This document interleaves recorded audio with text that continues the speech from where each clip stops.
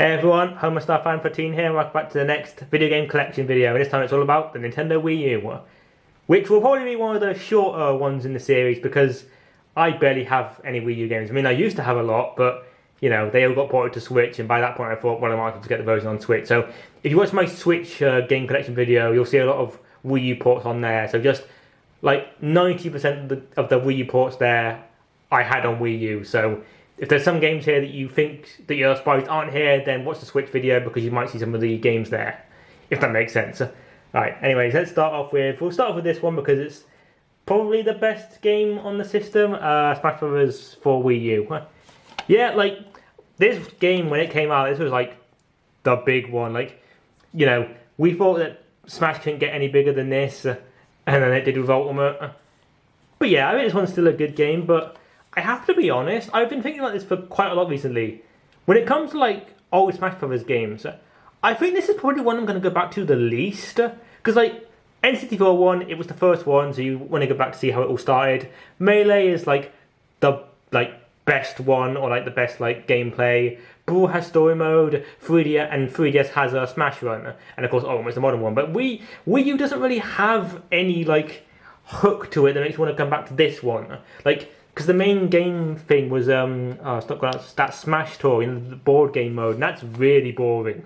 Like, not interesting in the slightest. I mean, so yeah, I just think that like of all the Smash games, this is the one I'm going to go back to the least, because there's nothing that really sets it apart from other Smashes, which is a shame because when it came out it was great, and I think it is still great. I mean, I argue that this is kind of like set the standard for what Ultimate became. Like, Ultimate is just this game but like better. So it's just, yeah, it's just a game I'm probably never going to go back to again unless I'm doing a whole thing where I go through all the Smash games. But when it comes to casual play, this is would be like the bottom choice, which is again sad, but that's kind of the Wii U, isn't it? Is that every single Wii U game basically got replaced by another one. But next up, so this is now the Mario section. So we've got this is Mario Bros. U. I mean, what else do you want me to say about this? I think I pretty much said everything I needed to say in the Wii game video. But I also should mention that I've also got the Luigi U DLC on here. I just bought that, you know, because of the eShop. The eShop has now closed down, so I bought it just to get it before it ended. Because I think I looked up and it's like it'd be more expensive to buy. It was cheaper to buy the DLC than it was to like buy it on its own and that. So yeah, like, again, they're fine games. Like, that's basically it. There's just nothing else to really say about these games that I didn't say in the Wii game video. So just, if you want to see me have a thing on the new Super Mario Bros. Games, then just watch that video. Yeah, so I look forward to the DS and 3DS videos where I have to again say the exact same thing. So that's basically the only, like, that kind of was the only main Mario game. Obviously there was 3D World, but again, Switch. So now we're moving on to the spin-off games, and we've got a game here that won't take long because I've got barely anything to say about it. Paper Mario Color Splash. I played this once and I haven't played it since. Not because I hated it, I actually think I kind of enjoyed it. I just, for whatever reason, I just had no interest in going back to it. I mean, I think I only bought this game, I got this game for Christmas one year, and I think that was literally because it was a year where not a lot came out. Like, I want to say it's like the only game I got for Christmas that year. So it was a pretty dry year for video games. And yeah, when this is one of the games, when this was the only game I could get for Christmas that year, then that should tell you something. But I don't know. I think people don't mind this one. I mean, it's better than Sticker Style from what I can gather, but not as good as Origami King. But then to be fair, I didn't really like Origami King that much, so I don't know. Maybe I'll give it a try at some point, because I mean, Origami King, I knew I didn't like it when I kept playing it, but Color Splash, maybe I should go back to it to at least try more of it, you know? Yeah, like, let me know if you think this game's like underrated or whatever, because it probably is. I'm sure there are some Color Splash fans out there, but yeah, it's just nothing to say. Next up, Yoshi's Woolly World. Yeah, I like this game. So I think I actually beat this game last year. Yeah, last year, and yeah, it's fun. I think the Yoshi games are pretty like decent. You know, they're like completely fine. I think. So this was done, it's like the same style as Epic Yarn. I think the Epic Yarn style worked way more for Yoshi than it did for Kirby. Because I just felt like the Yoshi like world and the Yoshi gameplay, the whole yarn thing, the fact that you use your tongue to unwind stuff is so creative. And the games, like the levels and the graphics are gorgeous, and just, it's so unique, and yeah, like if you've not played this game, I would highly recommend it. I mean, there's a port on 3DS as well, but yeah, it's good. It's really good, and that's basically it. I feel like this isn't going to be a very quick. This is going to be a very quick video because I've not got a lot to say about a lot of these games. Just yeah, it's very fun. Just a nice casual game and that. Maybe I haven't played anything more of the Switch version as well, Crafted World, but yeah, this one was good. Next up, this one was a bit of a disappointment.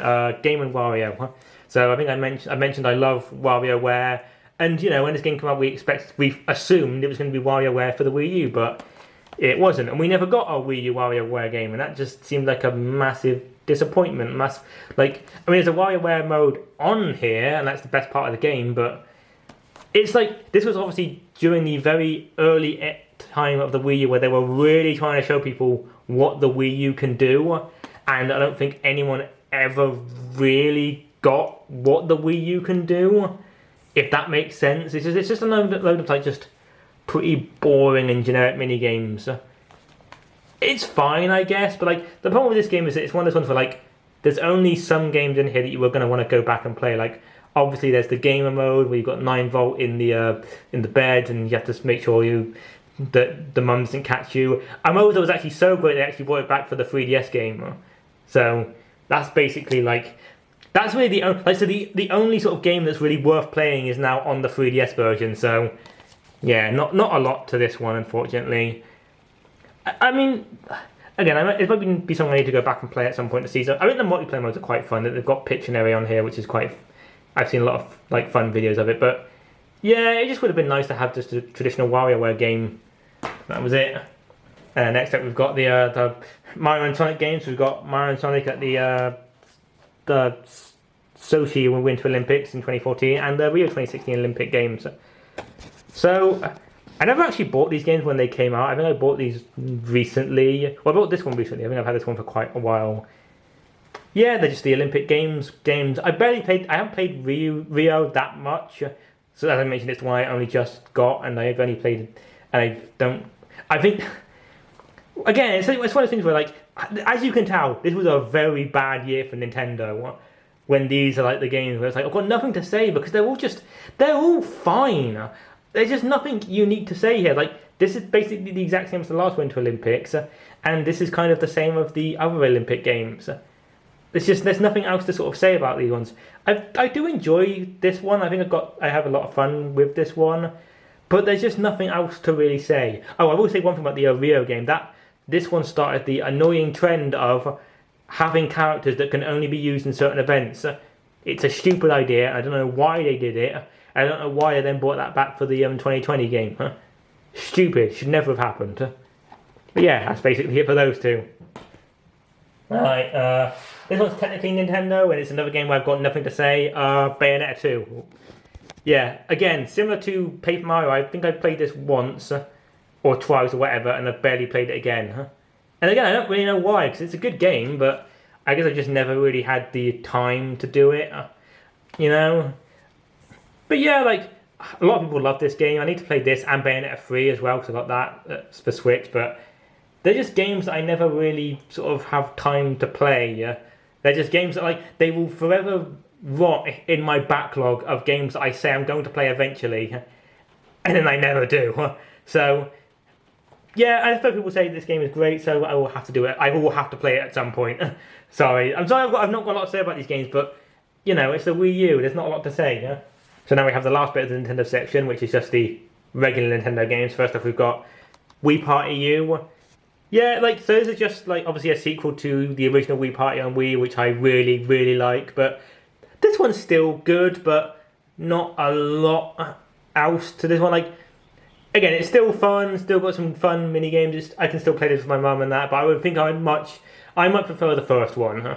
But I would like really like them to see them do another one with this one for Switch. But yeah, I think this one's okay. If you have a Wii U, it's fine. Like obviously it's got some exclusive party stuff on there, and they are quite fun. But I never really had a chance to play those like games. But I think this one's got a lot more. Yeah, it's got a lot more of those party like games. Like it's got the picture ones, the drawing ones. So yeah, I think for that it's good. But if you want just like a regular minigame compilation, I'd say get the first one. And last up for the Nintendo section, we've got Nintendo Land. So this was obviously the first game to come to the system. Probably should have started with this one, but whatever. Yeah, it is fun. Like, obviously, again, it's another one of those, this is what the Wii U can do kind of games, but Nintendo did so many of those because people didn't know what the Wii U did. But yeah, it's got some good mini games on it. It's got the Donkey Kong one's really fun. I like that one. And yeah, well, that's like the only one I only go back and play. But like, yeah, it's just, I'd argue that this game in a way kind of tells you why the Wii U failed, is that so many games have to be like, the gamepad only works for like unique games that, and I don't know what I'm trying to say. Like, I do think Nintendo Land is a good game. I feel like it's probably one of Nintendo's more underrated games. But again, because it's got the gamepad stuff, it just doesn't really, it's just really hard and awkward to play sometimes. Just like, so like you'll never see this get ported to Switch because it just can't happen. But yeah, I think, again, if you have a Wii U and you don't have this game, then I definitely would recommend it. But yeah, I guess the other issue is that because there's a lot of multiplayer modes to it, and I never really got to play this with anyone, so it feels like a lot of the game is just missing because of that. But yeah, it's fine. And now we come to the last section, which is the third-party section, and believe me, there's only 3 games left, so we'll do the one licensed game I have, which is SpongeBob Plankton's Robotic Revenge. This might be the worst SpongeBob game ever. Like, it's really boring, really generic. There's just nothing to it. It's so dull. So dull that I have nothing else to say. Like, nothing. It's a generic, like, shooter game. Like sort of a top-down shooter thing, but, you know, Smash TV, this ain't. That's basically it. That's all I have to say about this one. It's dull. Don't buy this one. Next up, we've got Sonic Lost World. Okay, this is a hot take. I don't really like this game very much. There's just something about this game I don't like. Here's my issue with this game. This came out this was the next Sonic game after Generations.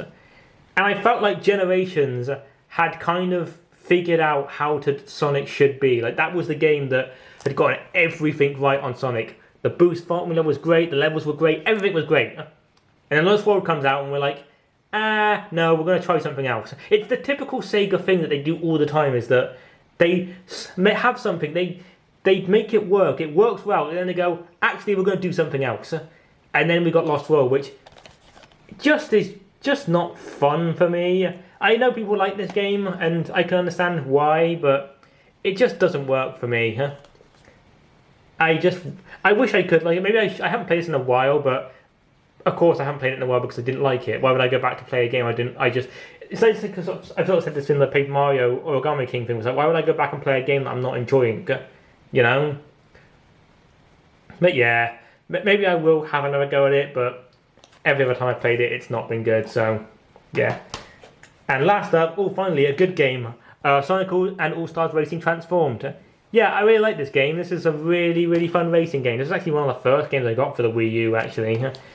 But yeah, just nothing else to really say. It's just a Sonic racing game. They kind of took the Mario Kart 7 approach, but did it more. So like, you fly and you can go on, your car transforms into planes, it goes into boats. Oh yeah, you can also play as Wreck-It Ralph, which is awesome, because Wreck-It Ralph is great. That's one of my favourite Disney films. So yeah, nothing else to say, just really good Sonic racing game. I think this is on like PS4 and Xbox as well. So yeah, you can easily find it. And so yeah, that's basically it. I said this was going to be a short, and unfortunately I just didn't really have a lot to sort of say about any of these games, because all the Wii U games I've kept are the games that no one's going to port over. So bye everyone.